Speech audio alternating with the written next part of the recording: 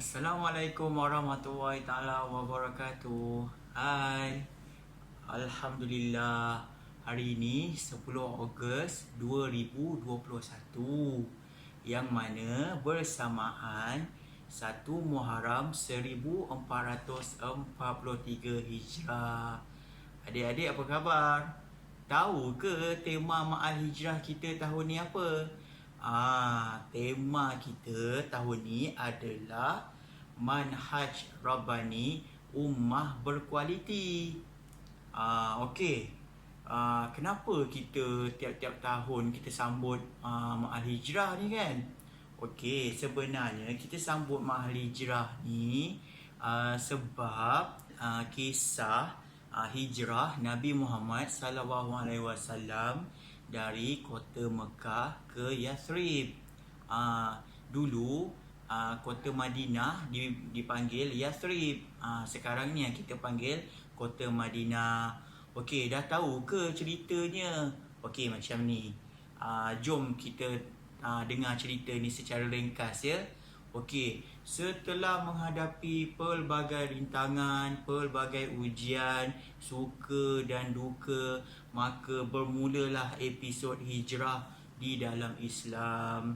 Okey, hijrah ni didahului oleh penduduk kota Mekah ke kota Madinah. Sahabat-sahabat Nabi semuanya dah berhijrah lebih awal dan Nabi Muhammad SAW menunggu masa je untuk berhijrah.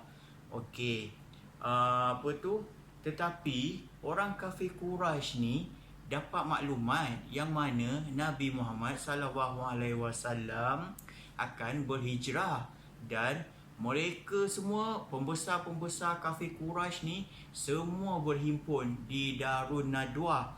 Darun Nadwah ni umpamanya parlimen lah untuk orang-orang Quraisy ni. Kenapa mereka berkumpul? Sebab mereka nak bincangkan macam mana nak halang Nabi ni. Sebab apa? Mereka risau. Andai kata Nabi dan umat-umat Islam yang lain dah berhijrah, nanti Nabi akan bawa semua untuk menyerang mereka semua. Sebab itulah dia orang risau. So dia orang pun buatlah mesyuarat. Okey, waktu dalam mesyuarat ni adik-adik, ramailah pembesar-pembesar kafir Quraisy yang ada dalam tu.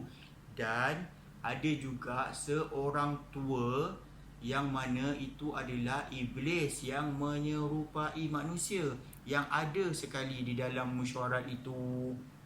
Okey, bila dalam mesyuarat ni adik-adik, ramai yang cakap bagi cadangan ni, bagi cadangan tu. Ada yang cakap pula kita usir saja Muhammad itu, buang dia dari negeri ini. Dan orang tua tadi dia cakap itu bukanlah cadangan yang bernas. Lepas tu ada pula yang bangun berkata, kita kurung dia dalam penjara biar dia rasa derita. Dan cadangan itu masih juga tidak dipersetujui oleh orang tua tadi. Selepas itu bangunlah Abu Jahal. Dan Abu Jahal ni dia berkata, kita pilih dari setiap kabilah kita, hantar seorang pemuda wakil kabilah kita yang gagah, yang kuat untuk bunuh saja Muhammad. Dan iblis yang menyamar menjadi orang tua tadi pun dia bercakap, ini adalah cadangan bijak, dan mereka semua memutuskan untuk mengikuti cadangan tu. Okey, tapi perkara ini, mesyuarat ini semua, Nabi Muhammad SAW dapat tahu sebab Allah sampaikan melalui Jibril kepada Nabi Muhammad SAW dan Allah perintahkan untuk Nabi berhijrah pada malam itu. Okey, bila malam dah makin gelap, pemuda-pemuda yang kuat-kuat tadi tu yang mewakili kabilah-kabilah mereka tu semua mengepung rumah Nabi SAW untuk apa? Dia orang dah cakap kalau macam Nabi keluar je kita terus bunuh.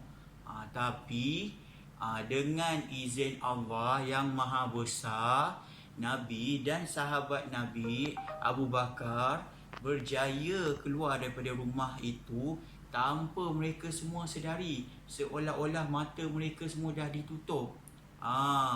Bila dah terlalu lama, mereka semua berempuh saja rumah Nabi. Bila dia tengok tempat katil tu, dia nak bunuh, sekali mereka tengok, rupa-rupanya dekat katil tu adalah Saidina Ali bin Abi Talib yang diarahkan Nabi untuk menggantikan tempat Nabi dengan tidur di katil Nabi. Okey, pada malam tu Nabi menuju ke Gua Thur dan bermalam selama 3 hari. Kerana itu adalah strategi yang Nabi buat. Nabi Muhammad SAW ini, adik-adik, sangat bijak. Banyak strategi yang Nabi ada.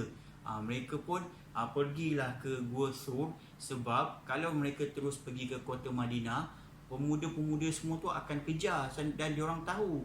Sebab itulah Nabi turun ke Gua Thur dahulu dan bermalam di dalam di Gua Thur itu selama 3 hari. Okey adik-adik, waktu dalam Gua Thur tu, Nabi dan Saidina Abu Bakar nak berehat dan nak tidur. Dan Saidina Abu Bakar ni kata, okey, Nabi boleh tidur. Dan Nabi SAW tidur di pangku Saidina Abu Bakar.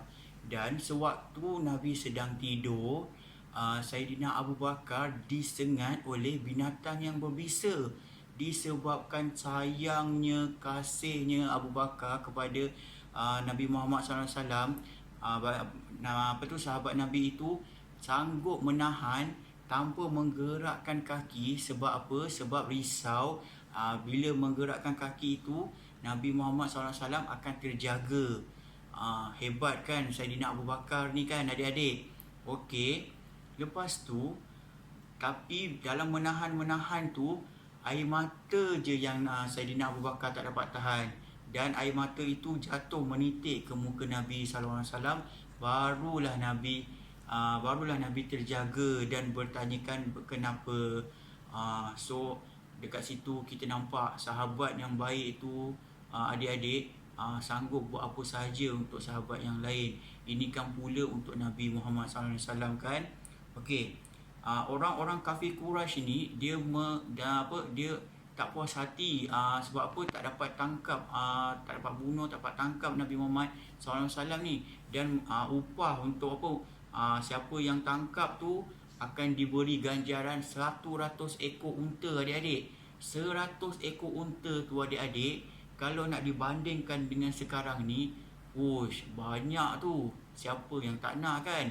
Tapi diorang pun cari, diorang tak dapat jumpa.